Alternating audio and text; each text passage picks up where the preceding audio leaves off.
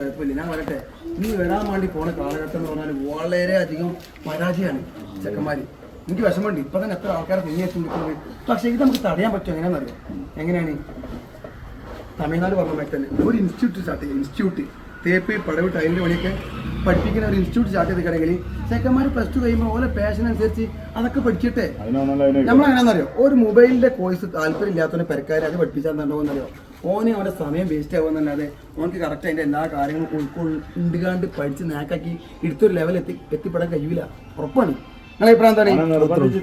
ഞാൻ അറിയില്ല. അങ്ങോട്ടേക്ക് എൻ്റെ മാതാപിതാക്കളില്ലേ എന്നെ പഠിപ്പിക്കാൻ വേണ്ടി വിചാരിച്ച പണി എന്താ അറിയാം? വയറിങ്ങാ. ഞാൻ വയറിങ്ങിന് പോയി. വയറിങ്ങിന് പോയപ്പോൾ കുത്തിപ്പൊളി എനിക്ക് ഫസ്റ്റ് തന്നത്. എനിക്ക് ആ പണിയിൽ തീരെ ഇഷ്ടപ്പെട്ടില്ല. പക്ഷേ ഞാൻ 2 ദിവസം തേപ്പിന് പോയി. എനിക്ക് ആ പണിയിൽ എന്താ ലാഭം കിട്ടിയെന്നത്? തേപ്പ് പോകുമ്പോഴേ എപ്പോഴും നമ്മളിങ്ങനെ ചെലിച്ചുകൊണ്ടിരിക്കുകയാണ്. എങ്ങനെ അറിയോ? മറ്റേ ചിലപ്പോൾ സിമെൻറ്റ് കൊടുത്ത് മറ്റേ കൊടുത്ത് മറിച്ച കൊടുത്ത്. അപ്പോൾ എനിക്ക് ആ പണിയിൽ ഇഷ്ടപ്പെട്ടതുകൊണ്ട് ഞാൻ എന്താക്കിയെന്നറിയോ? ആ പണി കണ്ടിന്യൂ ആക്കി ഇന്ന് പഠിച്ചെടുത്തുകൊണ്ട് ഞാൻ ഈ സംഭവം ഒരു കമ്പനിയിലാക്കി മാറ്റി. പക്ഷേ പല ആൾക്കാർക്ക് പണിക്ക് പോകണത് എന്താണെന്നറിയോ? ഇവിടെ വെറും കേവലം സമയം തീർക്കാൻ വേണ്ടി മാത്രം പോണ ആൾക്കാരുണ്ട്. നമ്മൾ എന്ത് പണിക്ക് പോകണമെങ്കിലും ആ പണി പഠിക്കാൻ നോക്കുക. എൻ്റെ അഭിപ്രായം വന്നാട്ടോ. പിന്നെ എൻ്റെ മാര്യാവില്ല നമ്മളെന്തെങ്കിലും നല്ലപോലെ പറഞ്ഞാൽ അറിയും. 2K വേണമെന്ന് അറിയും, 90 വേണമെന്ന് അറിയും. 2K വേണമെങ്കിൽ തലയിൽ മഞ്ഞമുടി